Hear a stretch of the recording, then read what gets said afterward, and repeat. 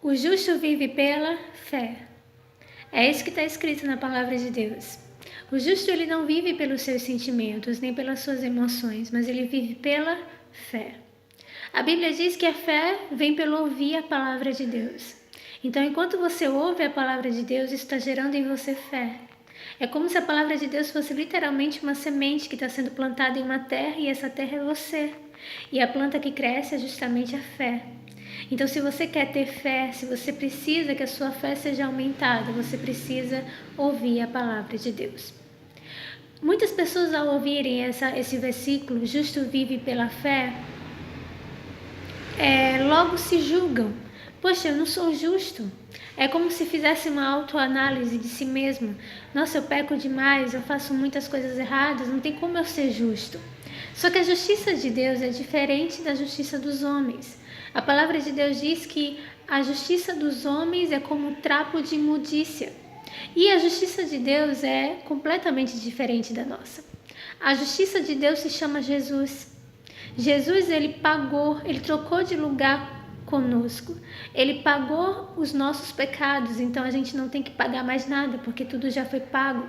E a palavra de Deus diz que não há condenação para aqueles que estão em Cristo.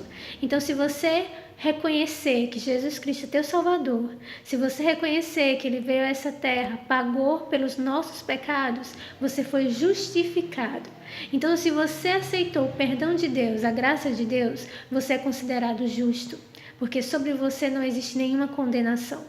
Então, o justo vive pela fé.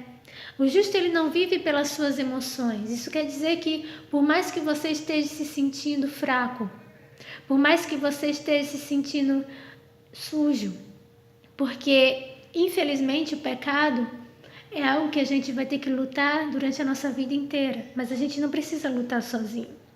Então, quando você cair, se você cometer algum erro, imediatamente a nossa mente ela nos acusa. Mas a palavra de Deus diz que o justo vive pela fé e não pelo que ele sente. Então, quando você conhece a palavra de Deus que diz que sobre você não existe condenação, e quando você confessa os seus pecados, você é perdoado. A palavra de Deus diz que quando nos arrependemos e confessamos os nossos pecados, o Senhor pega os nossos pecados e joga no mar de esquecimento. Deus não se lembra dos nossos pecados.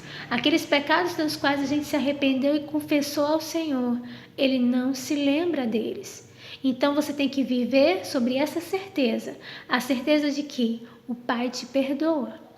A certeza de que, a partir do momento que você confessa os seus pecados e se arrepende, Deus se esquece desse pecado. Então, o justo vive pela fé. E a fé, que é a palavra de Deus, diz que os meus pecados foram perdoados e sobre mim não existe nenhuma acusação porque eu estou em Cristo Jesus.